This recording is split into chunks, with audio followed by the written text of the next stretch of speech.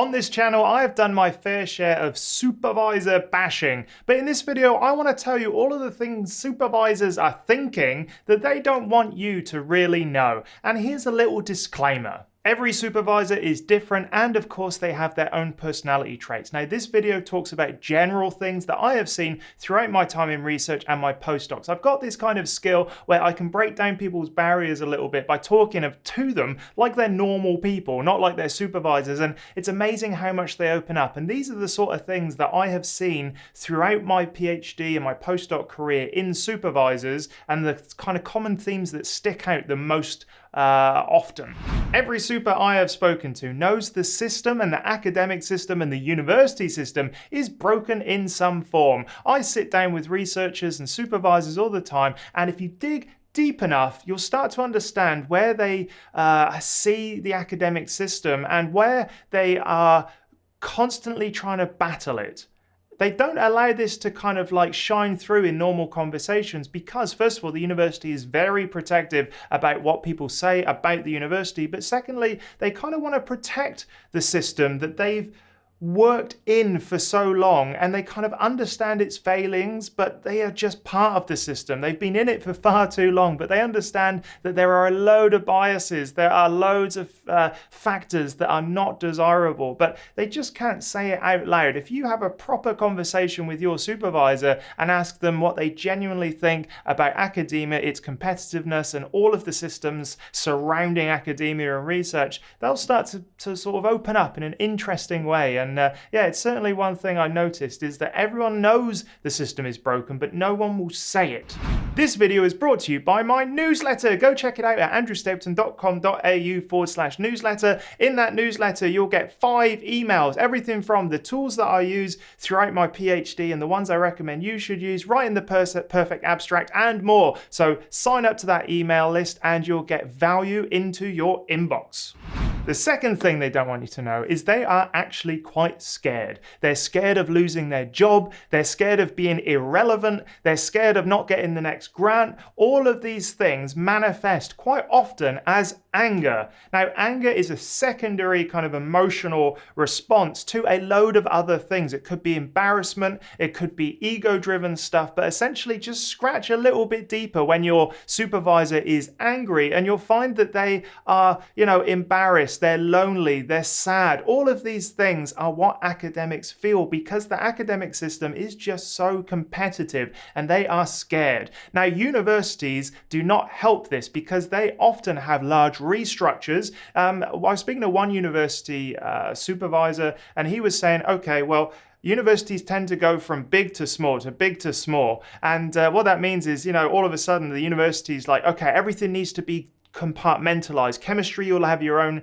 systems and whatever, and then they'll centralize it. They'll expand out and be like, okay, now we're going to have a central admin and central administration role for the entire university, and it just keeps doing that. And throughout these processes, the academics can lose their job or have certain responsibilities taken away from them or pushed onto them, and they are not in control of what their job actually looks like. They know they have to apply for grants, they know they have to get students through, they know they have to produce papers, but the admin side of the university is so unpredictable about what needs to be done, who's doing it, and they could be doing it next, which could detract away from what they should actually be doing, which is research supervision and a little bit of teaching. Your supervisor is probably motivated by competition. Now that means that they are always in competition with other people in their field applying for the same grants that they are applying for. Now the issue with this is that competition is not healthy. Like, it's healthy to a point, but when it goes into like academic competition over years and years and years, it just becomes very, very sort of tiring. It wears them down.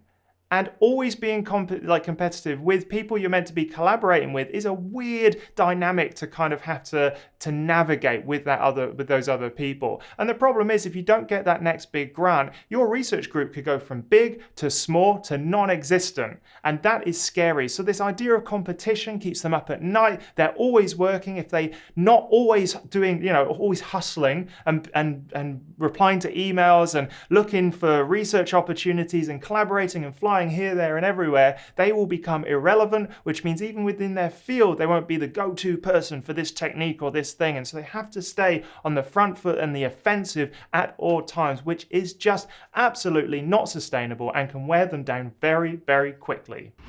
A number of supervisors have said to me that the thing they really liked about their job was research supervision, and that's because they see themselves in you. They see what you are, and they kind of miss the fact that you are passionate, you're young, you're energetic, you're not worn down by the system, and they used to be just like you. And as they've progressed through the system, they've become more jaded, they've become more tired, they've become older, and so yes, they actually really see something in you as a PhD student. And maybe that's like a parent when they live vicariously through their students, or through their children. These supervisors are like, okay, this person's doing awesome research, I love the topic, I really want to get into it, but this is how I would do it. And sometimes their advice or their passion or their pushiness or their micromanagement is just them trying to regain some of that control back. And yes, they used to be just like you, and they really wish sometimes they were there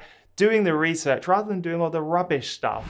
Your supervisor needs you more than you need them. There are plenty of research supervisors who in your field will be able to guide you through certain things. Now, there are certain fields that have very specific knowledge, and there's one or two people in the world that really understand that specific thing, but really a lot of them are kind of like interchangeable. They understand the process of getting a PhD. They can navigate you through, maybe not to the level of detail of your exact supervisor at the moment, but a lot of supervisors are willing to guide you through the process of getting a PhD and can do a very good job at it. Now, the other way around, they need you. They need you in their lab. They need you doing work. They need you actually producing research, because without you, all of it stops. And I often think, why don't we unionize? Why isn't there a PhD and a postdoc union? Because if we just decided to stop working, the houses would start crumbling. The ivory towers would start to fall. And I think there's a lot of power in that. But yes, we are the powerhouse, the workhorses, the people on the ground in university doing all of these things, making sure that the knowledge that we accumulate is growing and growing and growing. And supervisors are a very important role in that, but you don't need them as much as they need you. The last thing supervisors don't really want you to know is that their job is relatively thankless. There are moments in the university system that you're like, why is this so horrible? For example, one of my supervisors got a grant, and he was like, we had a morning tea and it was all that. And then someone said, well, I can't wait for the next grant. He can't even enjoy the grant that he's just got before someone's like, time to go for the next one, that we need more money. And that kind of filters down as well. I remember one of my supervisors, I went and I was like, the paper is published, great. And it was fantastic. And it was something that we were working hard on. And he said to me, great, I look forward to the next one. And that kind of sentiment just really shows me how thankless they feel their job is, because they're always just there's no time to celebrate, there's no time to actually enjoy the successes that you've had through luck, hard work, perseverance, all of that. It's about what's next. Where's the next $1 million grant from? Great, tick that box. Here's your rubbish morning tea with some really cheap cake and some rubbish instant coffee. Now get me more money. So there we have it. That is everything your supervisor doesn't really want you to know about the academic system and how they are feeling. So here's a little challenge for you. Just do something nice for your supervisor today.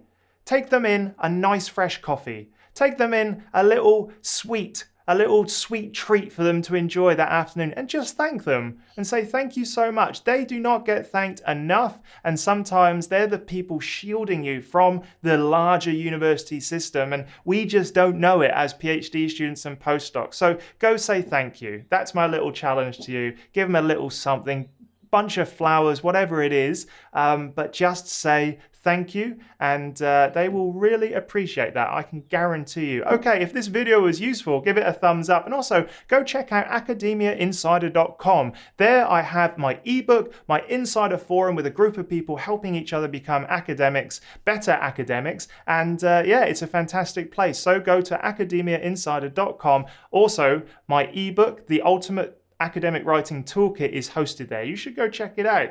I shall see you in the next video.